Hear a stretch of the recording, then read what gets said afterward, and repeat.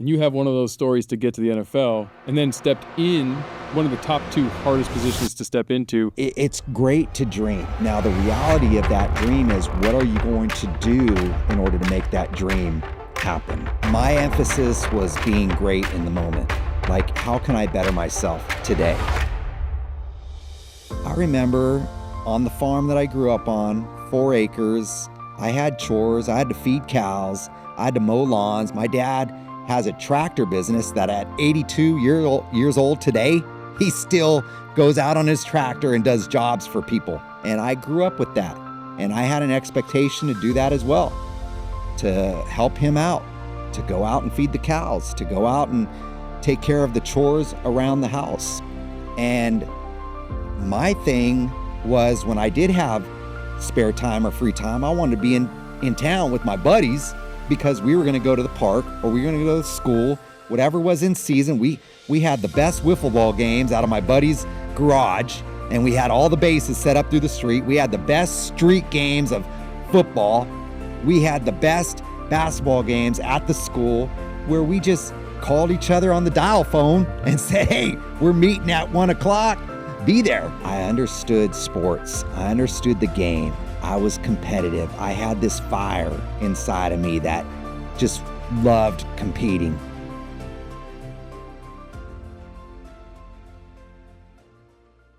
Welcome to the show, Jeff. Thank you, Jeff. Much appreciated, man. It's the Jeff Show. That's right. Easy. Jeff squared today. Yes. Although it's more focused on that side of the Jeffs. But I'm excited to have you here. It's you have one of, outside of this room, we've gotten to start a relationship, but you have one of those stories that I think transcends beyond the sport you played, because a lot of times athletes that we all know and see, they were superstars, they were highly recruited, highly drafted, they had every opportunity from the beginning, and they achieved what they achieved because they had the work ethic to go with it.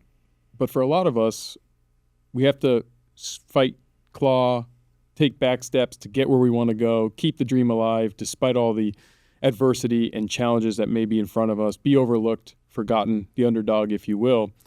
And you have one of those stories to get to the NFL, and then stepped in to probably the, if not the hardest, one of the top 2 hardest positions to step into, because you followed 2 of the most all-time greatest quarterbacks ever in one of the most prestigious organizations.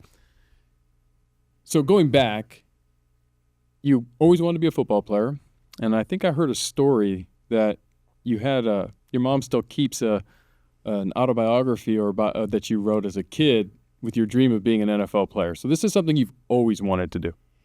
It was something that definitely was a dream of mine growing up. I played all the sports, whatever was in season, soccer, football, basketball, baseball, year-round, always involved in something.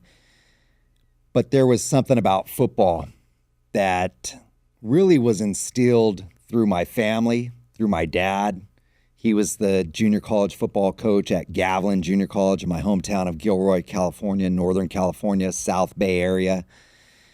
And I grew up watching him inspire, motivate, bring these young 18, 19, 20-year-old young men, didn't know what they wanted to do in their life, knew that they loved the game of football, and really instill a passion and a dedication within them to come together as a team and unite and do great things on the football field. And I'm telling you, listening to my dad's pregame speeches would raise the hair on the back of your neck. It would be like that, as far as how he got these guys to believe in each other and motivate each other and stand up for one another and dedicate themselves to something. And for me, just witnessing that, being in the locker room as a 6, 7, 8-year-old ball boy for the team and hearing my dad just go crazy and see these guys react to him and then just be frothing at the mouth, ready to run through a brick wall for him and go out onto the field and carry it out, to where oftentimes it was the David and Goliath type picture, where they were the underdogs. They didn't have as many players. They weren't as big. They weren't as talented. but they played hard. They played tough. They played together. And so many times that overcame what they were facing. I'm that story. I mean, what I grew up watching with my dad and how he inspired this group to overachieve, to reach beyond what they believed was their own ability and create more ability, and to do that as a team through the chemistry and the work ethic and the commitment that they had for one another. It really became my life. Yes, in fourth grade, I wrote an autobiography. My mom still had that amongst some other projects that I had as an elementary school student. And in that autobiography, I said one day I'm going to be a quarterback in the NFL. I probably didn't even really know all that much about the NFL at that time, other than what I saw on the TV and looking up to the greatness of players in the Bay Area, from the Oakland Raiders with Ken Stabler and Mark Van Egan and Cliff Branch and Lester Hayes and Ted Hendricks and all these great old Raiders of the 70s. And then you had the other side of the Bay with the 49ers and Joe Montana, Ronnie Lott, Jerry Rice, so many great ones to come through there. And there was a player that played for the San Francisco 49ers that played for my dad in the late 1970s. And it was their first Super Bowl against Miami. He was a little halfback, and he was at the slot position and ran a little corner route. And Joe hit him perfectly between two players, and he caught it right on the sideline and went up the sideline and scored. Carl Monroe was his name. He used to be our yard duty in elementary school. In 5th, 6th grade, at lunchtime, he and a couple other players for the Gavilan Junior College football team, that was their lunchtime job. That was their commitment for the week, is to be our yard duties, right? And we would be out on the field playing football with them, and we'd be grabbing onto his belt loop, and he'd be pulling us, and we'd be trying to keep up with our feet moving as fast as he was going. Well, he was awesome at the junior college level. He went on to the University of Utah, and then he went on to be signed by the San Francisco 49ers and went on to catch a Super Bowl touchdown pass, win a Super Bowl, get a ring, all those things. And to see that transcend in somebody that I knew, somebody that I idolized, because I could see the NFL players on Sunday, but the guys I idolized were those players that played for my dad, the guys that I got to meet. They were 18, 19, 20-year-olds, young kids in a sense, but to me, they were what I aspired to be. Yep. I wanted to play for my dad. I wanted to feel that energy and that camaraderie and that excitement that they felt in my dad coaching them. And to this day, my dad started coaching at Gavilan Junior College in 1970, 71. To this day, he still gets calls from guys that played for him in the early 1970s. Hey, coach, how you doing, man? As a matter of fact, this past summer was the 50-year anniversary. In 1973, my dad became the head football coach in 1972. He was like 29 years old, the head coach of a junior college. In 1973, his second year there, he led them to the National Junior College Championship. Wow. They went 12-0 with a team of like 35 players, I think it was. This past 2023 summer, they had their 50-year reunion. 26 of those players came back. They had lost a few through death and what have you, but 26 of those players came back. Some of the coaches came back for this reunion, man. It was awesome. It was awesome to just hear the stories that they shared. Everybody loves to make fun of my dad and his raspy voice and how he gets on them, but they loved my dad. My dad was like a father figure to them. A lot of those guys didn't have dads. A lot of those guys came from broken homes, came from tough neighborhoods in, Steubenville, Ohio, tough neighborhoods in Detroit, New Jersey, Florida.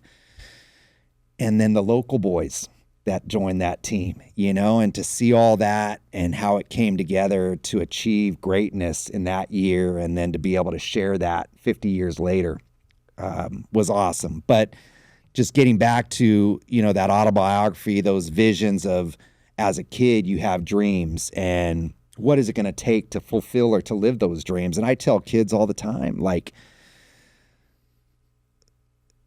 it's great to dream. It's great to dream. Now, the reality of that dream is, what are you going to do in order to make that dream happen? Are you willing to put in the work? Are you willing to dedicate yourself? Are you realistic with that dream? Are you setting goals that are going to help you build up to fulfilling that dream? I have 4 kids myself. I hear it all the time, especially when they grow up in a community where there are a lot of ex-professional athletes, whether baseball, basketball, football. They see Drew Brees on the weekend. They see Russell Wilson on the weekend at their flag football games. They've had dads they've had dads in their classroom, Mike Sweeney. They've had the ex-quarterbacks of the Chargers, Phillip Rivers. Their kids have gone to school with my kids. They think it's normal to be a professional athlete. They don't realize what you have to do in order to achieve greatness, not just at the professional level, not just at the collegiate level, at the high school level. Like, what are you doing now to prepare yourself for that next phase of your life? And it's not what's happening 3-4 years down the road. It's happening, first of all, right now in front of you, and it's preparing yourself for the next season. And it's actually, and then the next season. It's actually even somewhat harder for kids of parents who have accomplished that, because expectations are higher. Michael Jordan's kids, for example, trying to play basketball. Right. It's just, you can't live up to certain, it's harder to outshine and live up to it, number one. And number two, do you have the hunger and the fight and the dog that got you there? Because you grew up with this bigger than life aspiration versus, to your point, if it seems easy because it's all around you, do you know how to dig deep and find that extra? Absolutely. Sometimes I say this to my ex-wife now, but we still maintain a great relationship in co-parenting and being there for one another, supporting one another as we raise our children. I ask her, and I say it kind of passing by in a sense, that did we do our children a disservice by raising them where we raised them? I mean, we settled in this community that is a beautiful community, and there's a lot of success, and there's so many success stories of coming from nothing and getting to something. But now they're surrounded by that affluence. They're surrounded by kids who come from experiences greater than my experience. And yes, where is that hunger? Are they going to understand the hunger? And unfortunately, no, in a lot of ways. They don't. And it's up to us as parents to instill certain values in them at such a young age, but it's tough to compete with everything that they're seeing around them, and how the entitlement starts to settle in, and how the talk, I hear it all the time from my boys, especially when they were younger, what team do you think I'll play for, Dad? I'm like, dude, you need to be a star in Pop Warner before you even think about anything else. Like, where are you at there? Like, humble yourself, please. Yeah. Humble yourself. Like, I think if there was one thing that for me growing up, I never talked about being great as a future thing. My emphasis was being great in the moment. Like, how can I better myself today? I remember on the farm that I grew up on, 4 acres, I had chores. I had to feed cows. I had to mow lawns. My dad has a tractor business that at 82 years old today, he still goes out on his tractor and does jobs for people. First of all, because he loves it. Secondly, because as a teacher, wasn't getting paid a lot of money. My mom was raising kids at home. he had to subsidize his income. When he had those 2 months of summertime that he could go out and work, hey, he put on the work boots, the jeans, the flannel shirt, or whatever, the button-down cowboy shirt, the cowboy hat. He got on his tractor with his trailer, and he went and did jobs. And I grew up with that. And I had an expectation to do that as well, to help him out, to go out and feed the cows, to go out and take care of the chores around the house. And my thing was, when I did have spare time or free time, I wanted to be in town with my buddies, because we were going to go to the park or we were going to go to school, whatever was in season. We had the best wiffle ball games out of my buddy's garage, and we had all the bases set up through the street. We had the best street games of football. We had the best basketball games at the school, where we just called each other on the dial phone and said, hey, we're meeting at 1 o'clock. Be there. And we'd show up on our bikes or whatever, and we planned it. We organized it. We did it. These kids don't do that. No. And if I didn't have anywhere to go or nothing to do, I remember I used to enter there was a pitch competition, kind of like the punt, pass, and kick, right? So I entered those as well. But there was a pitching competition put on by Burger King, and there was a net thing. Well, I had one of those nets at home. So I'd go out and I'd throw into the net. I had a basketball court on a piece of slab cement about 10 yards long, and I'd go out and I'd make up games. 3, 2, 1, I'm hitting the game-winning shot. I'm playing against myself. All those things. But that's where my self-motivation, where our self-motivation at different times of our lives and growing up in different ways, how was I going to achieve a college scholarship?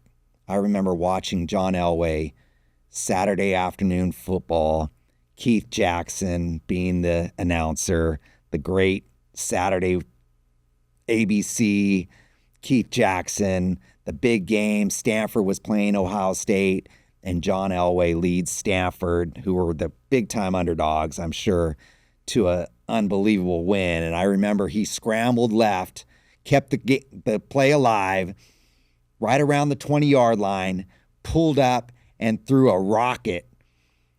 Had to go at least 55 yards in the air because it was the other corner, opposite corner of the end zone, like dime piece, right on target, basically to win the game. And I just remember watching that and going, gosh, Stanford is where I want to be. I want to go to Stanford, and that was, I don't remember the year when John Elway was playing there, but I was young, I was young. And I remembered that like from a collegiate level instilled in something inside of me that I wanted to fight for, that I wanted to battle for, that I wanted to go out and do what I had to do in order to give me that opportunity to play college football. And, I was a good athlete, but I was skinny. I was not real tall. I developed physically later, once I started to get some weight room work and do those sort of things. Puberty helps. But it was more the mental side of me. I understood sports. I understood the game. I was competitive. I had this fire inside of me that just loved competing and being able to challenge myself against others. And having that already inside of me and understanding the game, and like I talk about it when I coach kids in basketball these days, their awareness, they have no awareness. They don't know what's going on outside of this tunnel right here. And a lot of that, I hate to say, but is technology driven because of where their eyes are, where their heads are, constantly driving in a car. They don't recognize the beauty around us. They don't recognize what's going on in the world. And how do we get them back to seeing those things? Whereas I didn't have those distractions growing up. I had an opportunity to see what was in front of me and what I wanted to do in order to get there. If I was on a basketball court, I had the feel for where I should be defensively, where I should go on offense. You try to tell that to kids these days to understand spacing and where you're supposed to be on defense, playing a zone defense, and they're like chickens with their heads cut off oftentimes. And it's us as parents and coaches, hey, we're trying to instill the right methods and the methodology behind why we do certain things and help them understand. But I'm telling you, it's a different challenge with a lot of these kids today as opposed to what we had. I mean, you're not far behind me. Yeah, you're 40. Younger, but you had a lot of the similar upbringing that I had. Yeah, we grew up outside. Yeah. You grew up throwing rocks at fruit trees because that's all we could do. I mean, the idea of having technology in your pocket, I mean, the internet didn't exist. So, right. Like that as a concept. Right. You're forced. You're just outside doing all the time. I lived in the country. Cable didn't exist. I had 2 channels. Well, my first TV, I we had had 2 3. channels. We had 3. Yeah. And then we got a few more. I still remember my first TV had the string with the remote, the channels. You had to push the button and it'd click. Okay. That was our first TV. Good old days. Good old days, man. But in that same vein, and I think you hit on it a little bit, knowing that you were kind of had this dream, it's a big dream. I mean, I had the same dream. If anyone asked, what do you want? I want to be a professional football player or baseball player. I told that to everybody. And I did what I thought I should do to get there. But in your journey, knowing that you wanted to play in the NFL, knowing you wanted to go to Stanford, what I think is unique to you is the fact that even after you finished high school, you didn't just step onto Stanford's practice facility.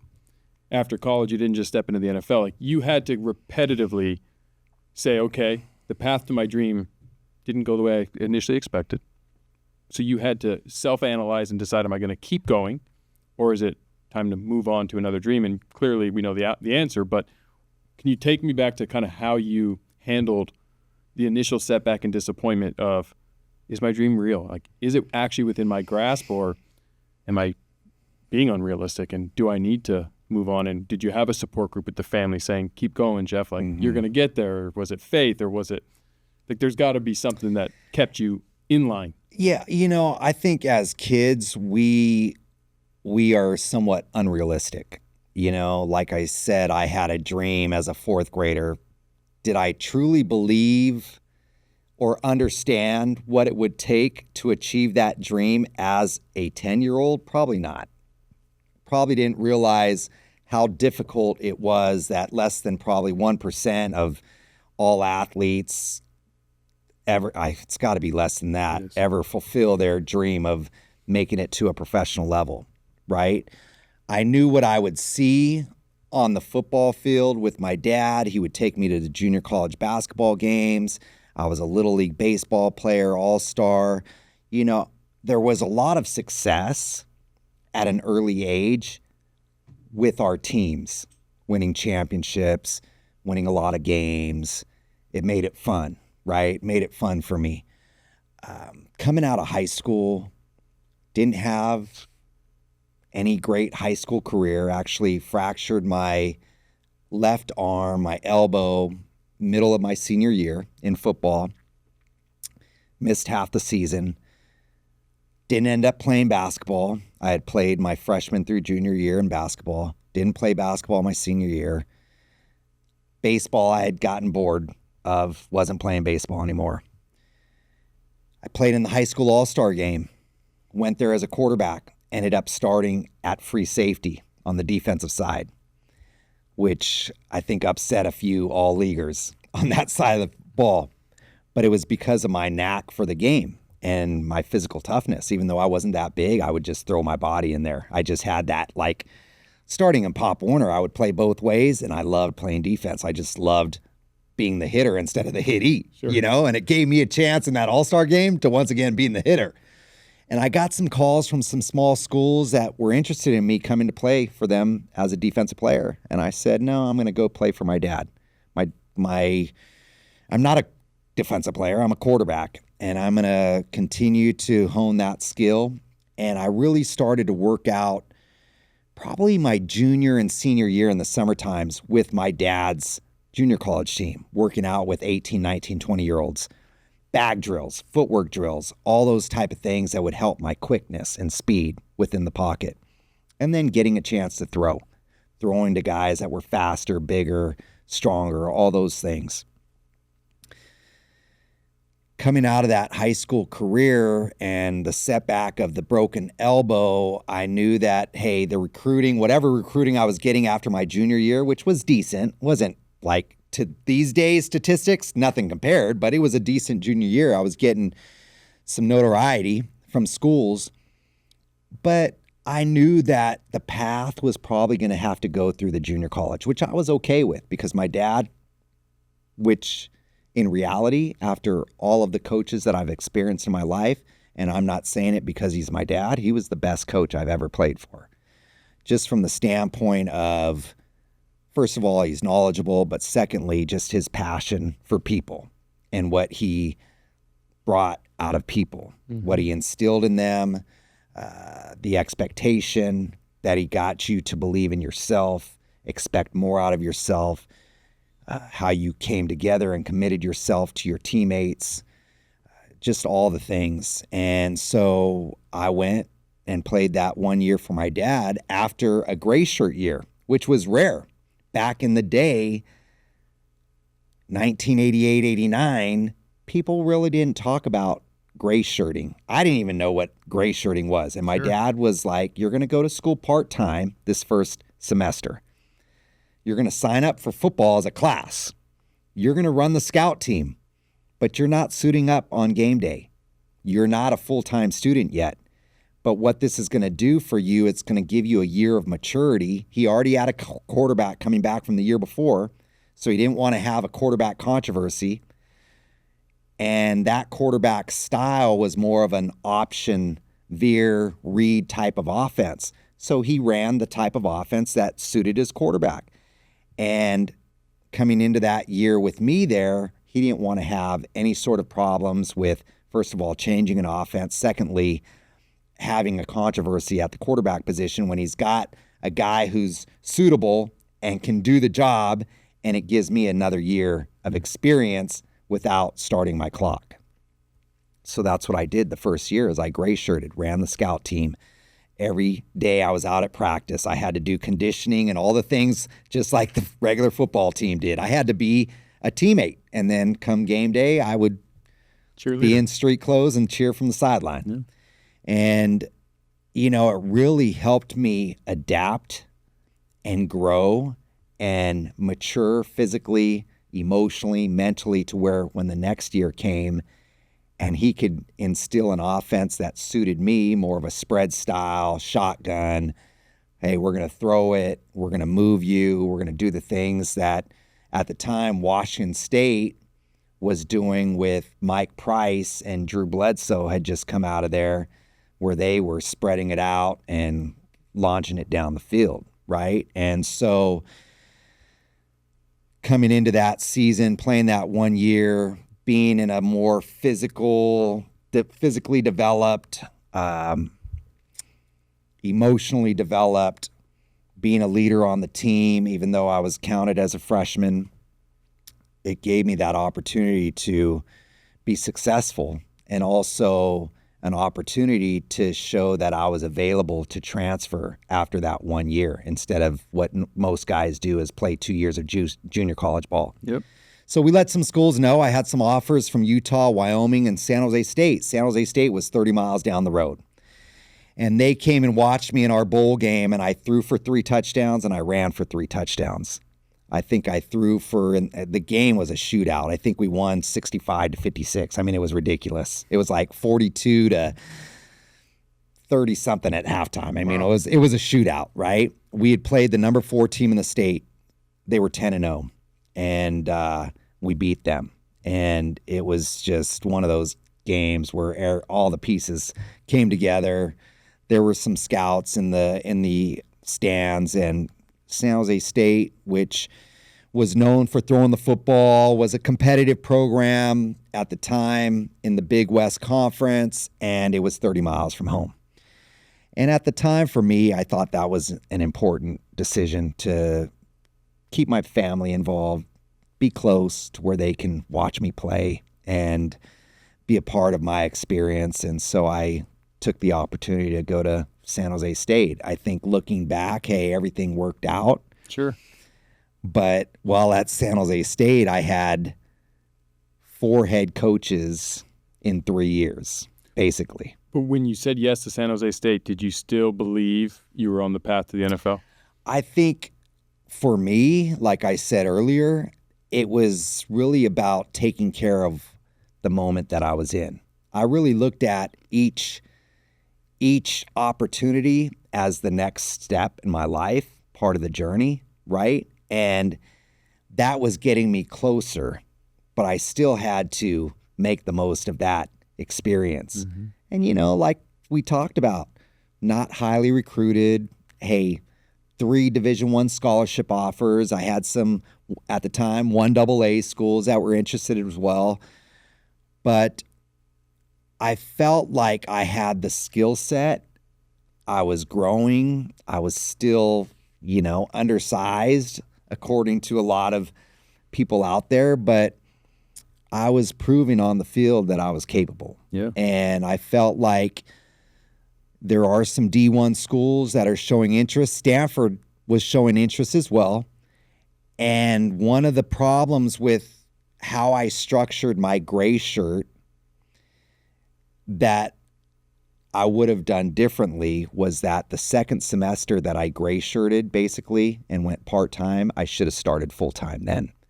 Because at that time in collegiate at the NCAA level, in order to transfer, once you started at a junior college, you had to have 2 full-time semesters.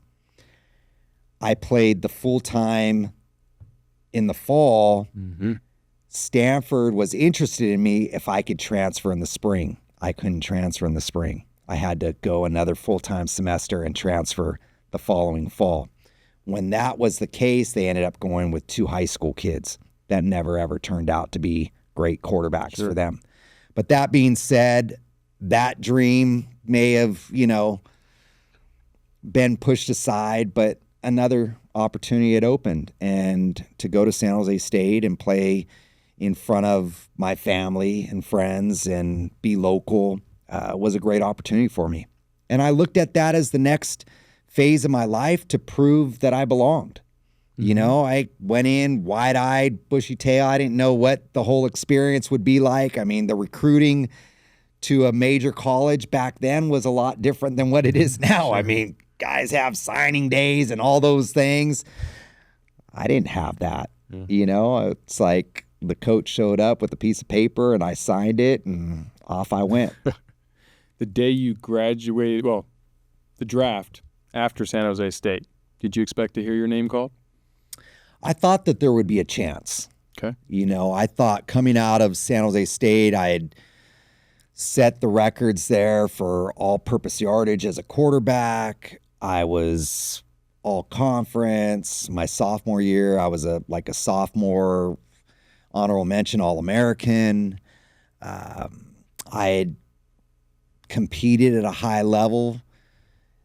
We had gone through 3 head coaches in 3 years. So I had 3 separate, different offensive systems each year. Had to learn from start to finish. And by my senior year, that took a toll on our wins. Not so much my statistics, but it took a toll on us winning football games. I went into the East-West Shrine game with 3 other quarterbacks from around the country. And at the time, the East-West Shrine game was one of the bigger all-star games. Played at Stanford Stadium in front of 80,000, 90,000 people. Great benefit for the Shriners, the Shrine hospitals, and playing against some of the biggest names in college football. Willie McGinnis was one of my teammates. I mean, if I really wanted to think about it and all the names that played with us out there, there were big-time names, guys from Florida, Michigan, Penn State, Florida State, all around the country, USC, the West Coast teams. I go out in that game and I earn MVP honors. I throw for 3 touchdowns, run for the 2-point conversion. We win the game, 29-28. It's in front of 80 Garcia fans as well as the thousands of other fans. And I'm thinking, if they don't believe what I can do coming out of San Jose State, maybe at this stage, playing amongst the country's elite and best players in the country, that this will open up an opportunity. I sat there on draft day, and a local reporter from my hometown wanted to come in and sit with my parents and I in my humble little apartment near San Jose State and basically watch the draft. And this is now, the draft has come down to 7 rounds, because prior to that, I think it was 14 rounds. Come down to 7 rounds, and I knew 2 days. it was still 2-3 days, and I knew the first day probably wasn't going to happen, And then I think the main thing for me was, okay, maybe the second or third day, late round draft pick, get an opportunity with the team. And it didn't happen. And there aren't any cell phones. I don't have a pager or beeper at the time, so I'm sitting at home all day waiting for the phone to ring. That's the only way I'm going to answer a call. And it's not happening. And there was disappointment. My teammate in the East-West Shrine game on the west side, his name is Doug Nussmeier. He's now a coach in the National Football League. He's actually a quarterback coach that just got hired with the Eagles this year. I believe he went in the 3rd round. I'm like, this guy couldn't hold my jock in 5 days of practice in a game. What are they thinking? What are they looking at? How tall is he? A little taller, 6'3", probably. Athletic. He was athletic. He was a lefty. The top 2 players taken in that draft, Heath Schuler out of Tennessee, went to the Redskins at the time. Didn't have much of a career at all. Actually, Gus Frerotte was drafted later in that round, draft, 7th rounder, I believe, by the Redskins as well, and actually had a decent career. And then a guy that grew up in Aptos, not far from me, and went to Fresno State, Trent Dilfer, was the 2nd player in the top 5 picks of the draft, I think, that year to go to Tampa Bay. And we all know what his career was all about. He did get a Super Bowl with the Baltimore Ravens, riding that defense's back. But, hey, he did that. But that being said, it wasn't a real strong draft class for quarterbacks. But my name never got picked. And I think that before we get into the post and the psychology of that, I think that is such a moment that even entrepreneurs, people in life, because there's only a few Trent Dilfers that have the pedigree to be and get the opportunity. Forget the outcome, right? What happens with their career on the latter side, but you achieve everything that you can in the opportunities that were available to you, and yet still you're overlooked because on paper you don't check certain boxes. And I think that we all have a bad habit of sometimes doing that and not recognizing that the traits, part of the Jeff Fenster show is about success formulas, and realizing that regardless if you're 6'5", 250, or you're 5'9", 175, when we go out there and strap it on and play in life and business and sports, that doesn't matter anymore. Because now it's about the preparation, the intangibles, the work ethic, the hunger, the dog, and all those other things that make up success. Absolutely. But you didn't get your name called. Yep. There had to have been some in your brain doubt here that the dream's done. I think so. There probably was. I knew of the Canadian Football League at the time because there were a couple players going back to the junior college, couple guys that had come from Canada to play for my dad. They were actually from Calgary, small world. They went on to San Jose State, and then they were drafted because they were Canadian citizens into the Canadian Football League. So for me, I knew of the CFL. I had seen it on ESPN2 or whatever times in the past. But I didn't really believe that that would be my path. I had gone to Bill Walsh, who was the coach at Stanford. He had said a lot of positive things about me after we played Stanford, and how I competed on the field reminded him of some Joe Montana-like moments. I went to Bill Walsh and I asked, could you reach out to your lineage of coaches that are now spread throughout the National Football League and just put in a word for me? My own head coach at San Jose State, when interviewed by the media, said, well, he's not the biggest guy and he doesn't have the strongest arm, but man, he'll put his heart on the line for you. You know, it's like coming from my own coach at San Jose State, he's diminishing me as a person or maybe what my abilities may be. And at the time, everybody was looking for that Troy Aikman, 6'4", 225, the pocket passer, that presence. What they would say, being able to see over the line of scrimmage. My argument to that was, well, are your eyes on the top of your head, or are they about 4 inches below the top of your head? You know, depending on your head structure. I don't care if they're linemen that are 6'4", you're not seeing over offensive linemen. Your linemen are 6'4", 6'5", 6'6". You're not seeing over people. You're seeing through lanes. You're understanding how the game works, how the defense is deploying themselves. You understand your scheme. You figure it out. Drew and I were 20 years too early. Yes. You know, we come out in 2015 or later, we're probably first rounders. That's right. Based on what our performance can bring, what we've done at the collegiate level, because now they're not so concerned about how tall is he. They're more concerned about other. Well, I think you and Drew helped pave the way for that thinking, right? I think we did in a lot of ways, absolutely. So I get a call from the GM of the Calgary Stampeders, and he's also the head coach, and he basically tells me that they have my name on their negotiation list. So every Canadian Football League team has a neg list that they can put American-born players on that list. It's not a draft, but they basically claim your rights. So because Calgary had me on their neg list, no other CFL team could have me on their neg list. They do hold a draft in the Canadian Football League. They can only draft non-American-born players in that draft. So if they're from England or Canada or Australia or somewhere else, you can be drafted into the Canadian Football League. No Americans. There's a ratio of American players to Canadian players that they have to abide by. And so I was on this neg list. And so I got a call from one NFL coach, a guy by the name of Steve Mariucci. And at the time, he was the quarterback coach for the Green Bay Packers. And this is post-draft.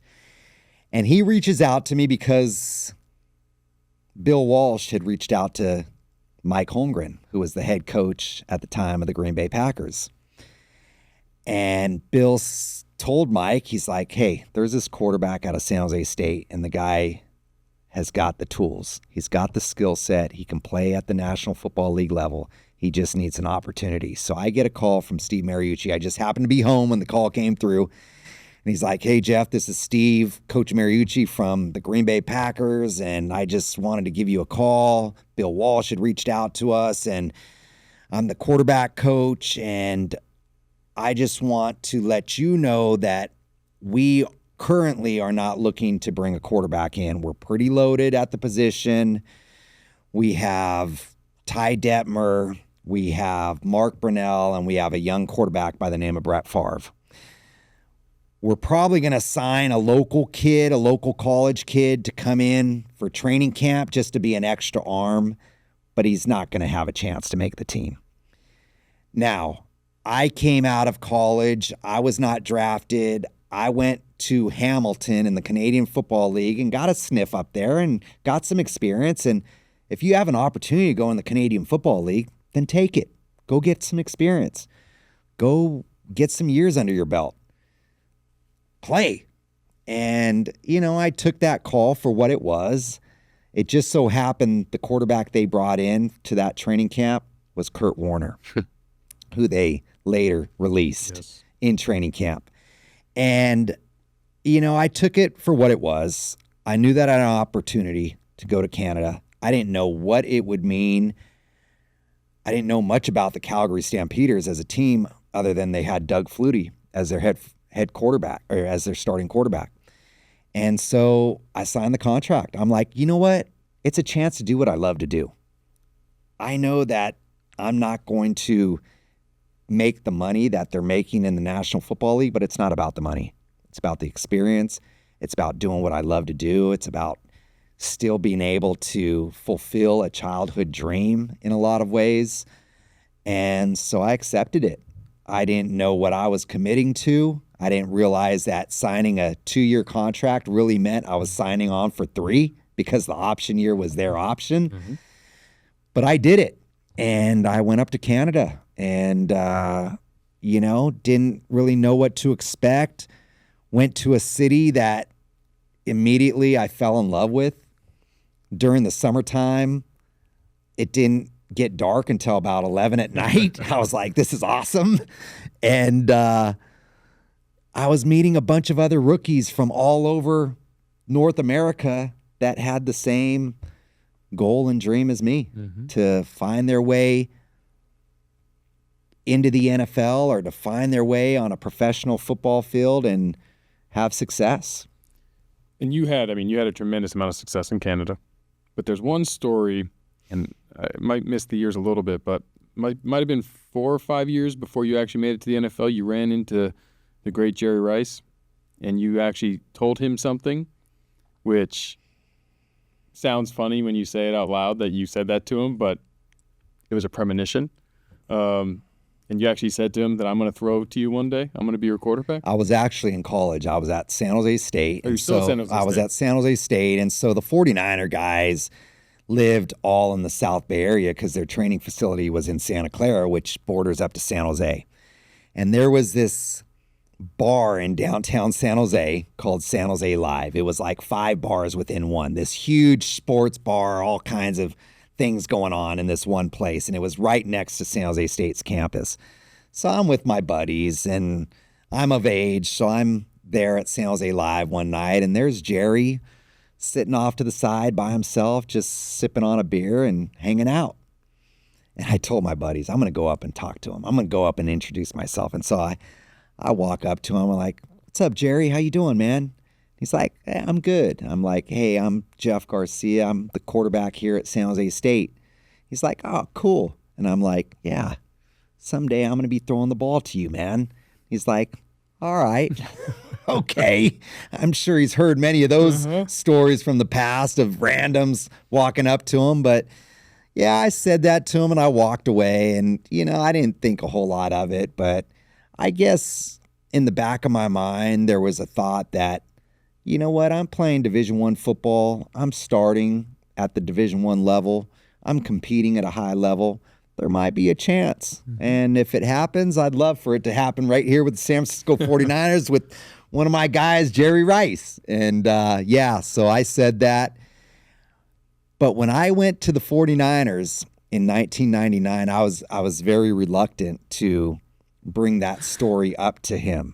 I doubt he would even remember. Sure. Right? And I think it was through an interview that I said, haven't brought this up to Jerry, but I ran into Jerry when I was around 22, 23 years old, downtown San Jose, and I told him I would be throwing the ball to him one day, and here I am throwing the ball to him now as a 49er. And then those guys, the media took it to Jerry, and they were like, do you remember this story? He said that he walked up to you, and I think it vaguely rattled his memory a little bit. He did or didn't, but that was the story. And, that was a dream come true, man. Yeah. To be able to play for the San Francisco 49ers and throw the ball to Jerry Rice and step in the shoes of greatness like the guys before me, Joe Montana and Steve Young. And I think that magnitude, because I just want to bring that up for a second. You finally get your dream. You made it to the Niners, 1999. Joe Montana, arguably top 2, top 3 quarterback of all time. Steve Young, top 10, top 11 quarterback. Pick your list. We can debate it all day. He's the current quarterback. He gets injured. Now the guy, by way of community college through San Jose State University, by way of Calgary, undrafted, steps in. This is pre-social media, so not a lot of people outside of diehard Niner fans probably even know who you are in your story. You're now the quarterback, and you're supposed to step in and take over from these two titans and continue the absolute winning legacy of the 49ers. And you have Jerry Rice, and behind him happened to be another phenomenal wide receiver.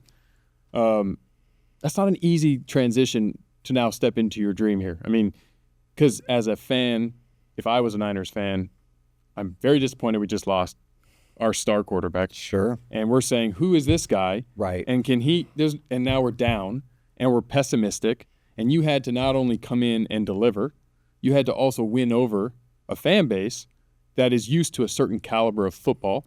They don't know whether or not you can do it, but you have to prove it. Mm-hmm. Did you feel the pressure of that moment, or was it just, hey, I'm here, I'm just going to go do me? Yeah, I think initially I was just so excited about the opportunity. Unfortunately for Steve and the end of his career, but it opened the door for me. And obviously it happened before any of us thought it would happen.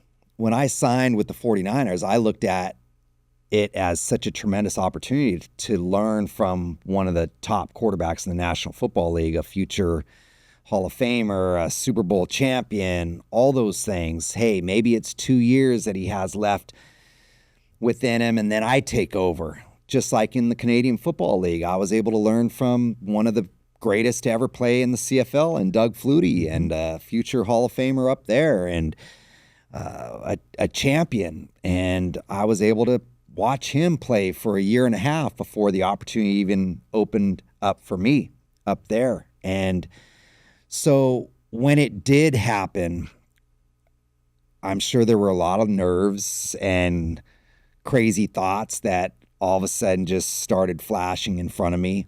I obviously saw this as an opportunity to prove that I belong. And yes, as much as I was a Bay Area guy, Bay Area native, not many 49er fans and anybody outside of the Bay Area knew anything about me or who I was, right? And so the first start I had in Candlestick started with a bang, man. Mm-hmm. I start my first game against the Tennessee Titans. That year, Tennessee goes to the Super Bowl. They have a really good football team.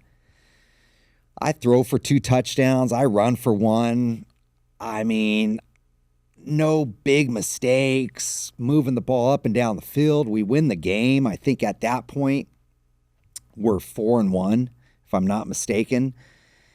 And I'm thinking, this is easy, man. I got this, I got this. Hey, I'm stepping in. I'm taking over for Steve. I didn't get as many opportunities to watch him play and see his success personally. But, hey, we have some weapons on that team. I can manage the ship, And then the wheels slowly started to fall off. And the next 4 games literally were a struggle. And came down to one final game in that stretch where I was just awful. It was a rainy, nasty day against Pittsburgh. I think I threw for about 37 yards in the game, something horrible. I was just struggling. And I was struggling because I was putting a lot of that weight upon my shoulders. I was looking at, what are the fans thinking? Mm-hmm. What are they saying? Oh, the only difference with the team is that we don't have Joe or Steve at quarterback. The rest of the team, they were just in the playoffs last year. They lost in the second round to, I think, Atlanta the year before. The major changes at the quarterback position. And so I'm drinking the poison, basically, is what I'm doing. I'm drinking the poison. It's weighing heavy on me. I'm trying to be somebody that I'm not. I'm trying to be perfect on the field, which is not going to happen. You can't play that way. After that 5th start, they benched me for 2 games. And another guy who had been in the league for a few years, out of Stanford, Steve Stenstrom, steps onto the field. And he starts for 2 games. And we're not any better. He struggles. The team struggles. Sitting down and watching from the sidelines gave me perspective. Gave me perspective at where this team is right now. As a team, their health, their age, all those things. It had gotten to be an older team. We are not the 49ers that we were in the 80s and half of the 90s. This team is in transition. I don't care who you put at quarterback right now, there's going to be struggles. And I also had a meeting with my quarterback coach. And he put together, at the time, a DVD, and it was all of my successful plays in those first 5 games that I played. And they probably got less and less as the games went along. But there was a list of, 50 or so plays of good decisions, good throws, rhythm, timing, accuracy, all those things, right? Hey, scrambles, making plays, positive things happening. And I needed that. I needed to re-expose myself to what success looked like, because I had gotten to that point where I started to doubt myself. Was I not meant for the NFL? These smaller fields, smaller windows of opportunity, things happening faster. Am I not ready for that? Was this a mistake? And so that self-doubt that I was experiencing that started to settle in those 5 games, and then during those couple games of me just taking a seat back, watching the video of myself, then getting put back on the field, it was like a new me. Somehow, some way, without seeing a psychologist, I coached myself up to tell myself that, first of all, it's a team game. You can't do it alone. You need the help of your teammates. Secondly, you can strive for perfection in practice. Hey, you don't want the ball to hit the ground. You want every decision to be right. You want accuracy. You want all those things. But things are going to change during a game. And your expectation of being perfect because of Steve Young or Joe Montana and what you want the fans to see is not the reality. You have to be you and play within yourself. You have weapons on the field. You have Terrell Owens. You have Jerry Rice. You have Charlie Garner in the backfield. You have some guys that can make plays for you. Give them an opportunity to make plays. If you compare statistics, the first 5 starts and the second 5 starts, first 5 starts, I threw 2 touchdown passes, which happened in the first game, 9 interceptions. The last 5 starts, 9 touchdown passes, 2 interceptions. I started to get a better feel for the offense, first and foremost. Secondly, I alleviated some of that pressure that I was putting on myself. Stop burdening yourself and putting all of that on your own shoulders. You got to alleviate that. You know how to play the game. Mm-hmm. You can play it at a high level. You can play it fast. You need help from your teammates. Allow them to help you. And you can't dwell on things that have happened in the past. You got to learn from it, fix it, and move forward. And I think your second year, you broke the record for the Niners, didn't you? Yeah, the second year first full season became a 49er record for passing yards, Pro Bowl year for me. We still had our struggles. We were 6-10 as a team, but we were producing offensively. We were one of the top offenses in the National Football League. And we had somewhat righted the ship, so to speak. We were going in a positive direction. We were now producing as an offense, and that was not the reason we were losing football games. I was not the reason that we were losing football games as much as, hey, it's a team game and we're all in it together. But that next year, as we replaced some of the age on the team with some good drafts, some young players, some players that could step in and play right away, we became a playoff team once again. And it was a fast transition of going from worst back to competing to be first. And what we had put together there in San Francisco in a short time is real unfortunate that it was not held together. Sure. And maintained, because I think it could have been very special for a good run there post the 4 or 5 years that I ended up playing there. Yep. I mean, we had a couple good years, but once you start making changes from the top on down, and if those changes aren't the right changes, you take chances, sometimes those chances come back and bite you in the tail. And that's what ended up happening in San Fran.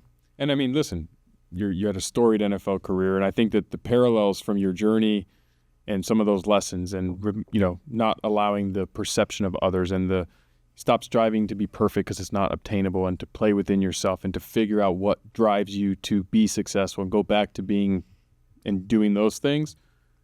Clearly it worked, right? I mean, you had multiple Pro Bowl years on multiple teams. You were, I don't know if I ever told you this, but my best friend in college was a diehard Niner fan. I was a Raider fan. So I was always rooting against you because you winning, the Niners winning meant he talked shit to me and vice versa. And you always had a knack for pulling it out in the end. You and actually Doug Flutie, both of you had that knack. And I don't know if that's a CFL thing or what it was, but you guys were both very good. And at close game, never went the way. It always seemed close games you were able to pull it out. So if it came down to it, and I think that in Niners aura, Montana had that. Sure. Yeah. Steve Young had that. So I think that's great. And for all of our audience listening who may or may not play football, I think the parallels are the same. And that's why so many high-level successful athletes like yourself dominate in business just like they do on the field, because the foundational principles are very similar. And that's why athletics in kids is so important, to teach the fundamentals of teamwork, the understanding of putting in the extra work. One of my favorite Drew Brees stories actually came from Lance Moore. And, he's a good friend, and he's part of the Everbowl family, and he was actually sitting in the chair at 10. He told me the story. He's like, I was a rookie in New Orleans. Drew was already a Pro Bowler, and I wanted to put in extra work. And so I went. It was like 4 a.m. The lights are off, and there's one guy on the field working on his footwork, and it was Drew Brees. And he's the last guy I would have thought who would have had to do it. But that's what made Drew Brees Drew Brees. Sure. And knowing you and your preparation and what you were doing off the field, the same thing. And, not to talk bad about any other names, but kind of something you mentioned with the kids. It's like sometimes having too much raw talent and ability is a major, major disadvantage, because you never had to put in that extra work. It was too easy, and you could rely on it until a certain point when now you're competing against all the guys that are past beginner and intermediate and advanced, and now they're at expert level in the craft. Sure. Yep. And you had to fight and claw for it all. And I think entrepreneurs who are struggling and are finding their journey, not what they envisioned from a kid, like, this should be easier, right? This should not have to, I don't have to take a step back, or what, is it the dream over? But the perseverance, the ability to stay within yourself and realize that each opportunity is that. It's an opportunity to hopefully get a little closer. Yeah. Gain more experience. Sit down and watch and gain perspective even after you struggled, after you got the shot. Right. That it's not over because it didn't happen in the path that you may see in social media, or, the elite few who are lucky enough to have all the raw gifts and the work ethic and mindset.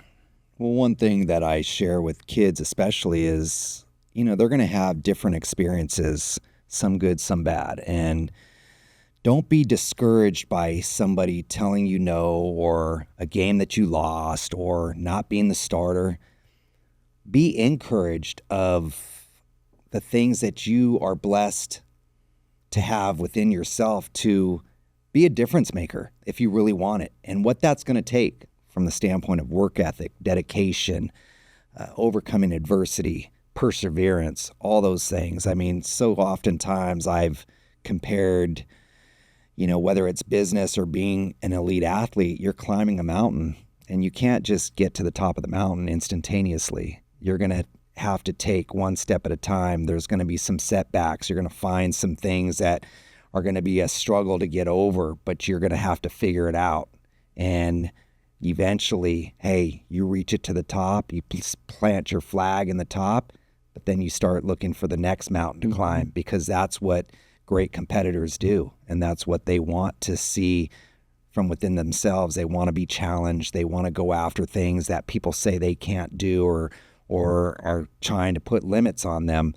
I had limits put on me my entire life, and I took great pride in battling through those limits, and those expectations of myself were so much further, much beyond what anybody else's expectations were of me. And when somebody tried to knock me or limit me or tell me that I couldn't do something, it gave me great joy to prove them wrong. And some people have that within themselves. I think more of us are capable of having that within themselves, but oftentimes, too many times, people are discouraged because they're told no, or they've failed one time and they're ready to give up. I've failed many a times. You've failed many a times, but we learn. Those are lessons learned. And if we don't learn and grow from our failures, I mean, those are better than the wins, right? And I know there's plenty of quotes out there that show that, hey, you know, being told no, or being told I wasn't capable or wasn't meant to do something, knowing from within my own value system and reach what I was capable of, what I believed I was capable of, kept me driving and striving for one more step. One more step. Let me just get closer. If I can get closer, then it's going to be within my grasp. And, you know, that's what it came down to. I knew I wouldn't get there right away. I knew that, hey, it may take the longer path, the longer road to success, but eventually, if I keep doing these little things, it's going to turn out big for me. Yeah, I mean, so it's like being water. If you just keep going, you'll find the cracks. Mm-hmm. Water won't lose. And it's really hard to beat someone who won't quit. Yeah. And I think that you've been a testament to that. So before we jump into rapid fire, because I don't want this to be a rushed answer, with all of your years of being quarterback, which is it's the name is itself, right? It's the ultimate, supposed to be the team leader, the ultimate leader on the team, to bring everyone together. What's the one lesson now, looking back, that you think was most vital in your ability to be such a good leader that you would bestow on your kids or men, women growing up that are trying to get better at leadership? You know, what is that thing that you really honed in on and said, you know, as a leader at the highest level, like this helped me be the best leader I could be? I think for me, you know, because football, sports, such a physical game, but there's got to be toughness in a multitude of areas. I think showing my physical and mental toughness in practice, in the weight room, on the field, on game day, the will to bounce right back up, not allow people to see my pain, whether it was internal or external. That, and my integrity to my teammates, just being someone who did what he said he was going to do, who practiced what he preached, so to speak. Oftentimes I tell my kids, before you can even be looked at as a leader, you have to demonstrate you're capable of leading. That means doing all the little things. That means going the extra mile, doing the extra effort, putting the extra time in, the extra work in, not just talking about it. Everybody could talk about it. I wasn't always the rah guy, but man, I worked my butt off in the weight room. I led in the, when we did the testing for who was in the best shape, we did some different tests. I was in the front. I wasn't the fastest or probably even the most shaped guy, but I wasn't going to give up. You know, I was not going to, it was like die trying, the old saying, die trying. That was me, man. I was going to die trying. I literally was that guy. And you had to literally kill me to keep me away from putting effort into it, you know? And I think that really, throughout my years of playing the game of football, I mean, if you just talk to ex-teammates of mine and ask them what it was about me, I mean, you know, just like the courage that I demonstrated out there, the will to put my body on the line and fight for them and to do whatever it took to win, whether it was getting others involved or me taking it on myself. I mean, that was most important to me. I didn't care about the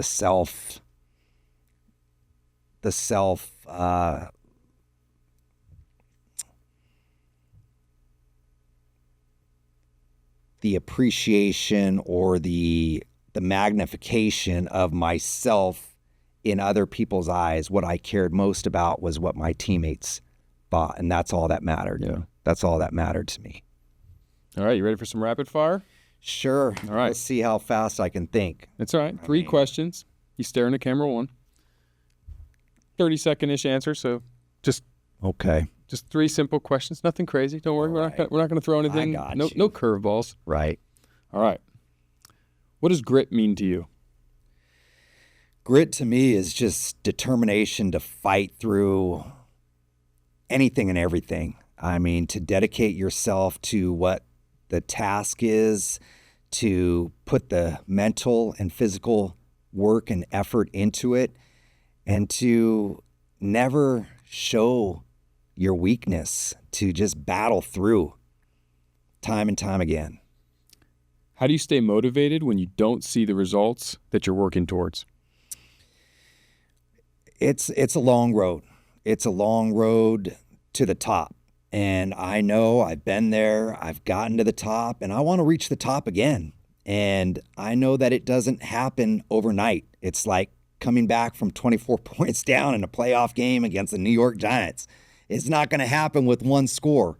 We got to put multiple drives together. A lot of things have to happen. A lot of good things have to happen and fall your way. Hey, being successful isn't just about your own preparation and doing everything within yourself. There's luck involved as well. There's timing, there's preparation, there's all the things that also create some of the luck. But those are the things that are most important to me.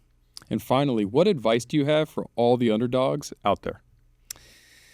Keep battling. If you believe in yourself, it only takes one person to believe, and that has to be you, starting with you. And if you believe in yourself that you are capable and you're willing to work at it, you're willing to dedicate yourself to it, you're willing to battle through all the discomfort, all the pain, all the adversity that is going to challenge you, then you can overcome and reach your way to the top. Man, I've been an underdog my entire life, but I love it.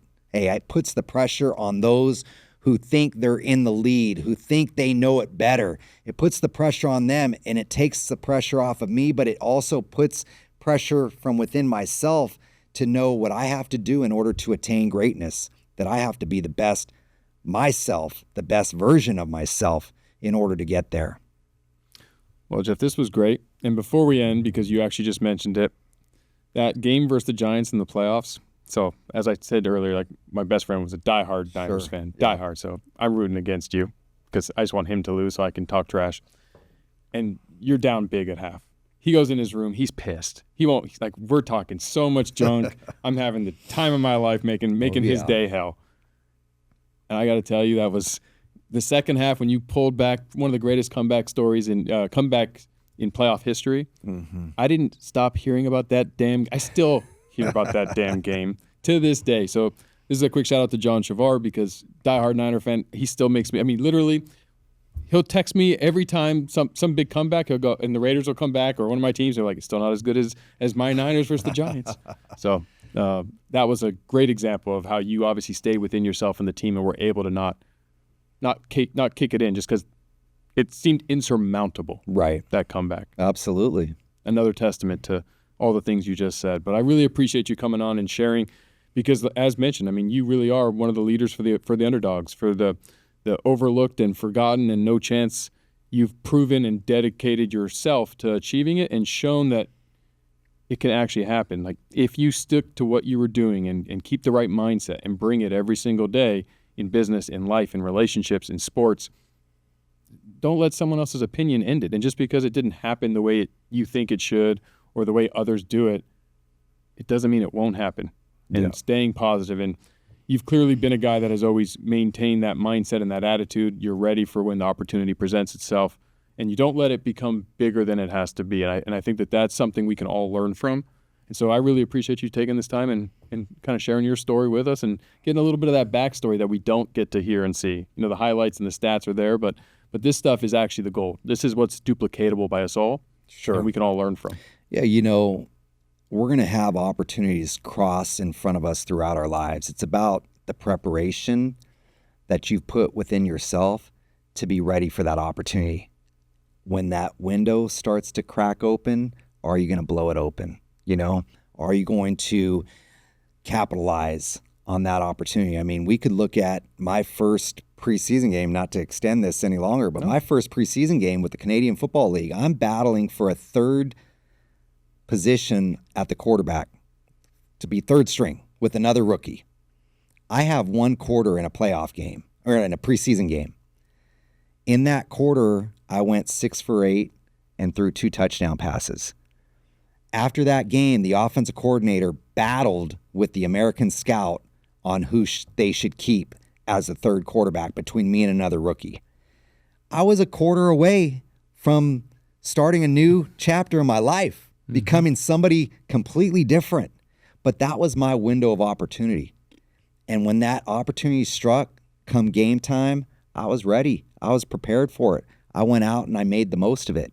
And that's what differentiates those from actually having success in their lives and those who are so close but miss out on it because when the time came, they were not prepared. I mean, you said it so perfect. And again, thank you so much for coming on, man. This was great. Awesome. Thank you. Hey, everyone. First, I want to thank all of you for tuning in. And if you guys haven't heard about my new book, Relationship Bank Account, click the link in the show notes or search the title on Amazon. This book is packed with all my secrets to success in both relationships and life. Make sure to pick up a copy, and if the book helps you on your journey, let us know by leaving a review. I appreciate all of you and can't wait to see you on the next one.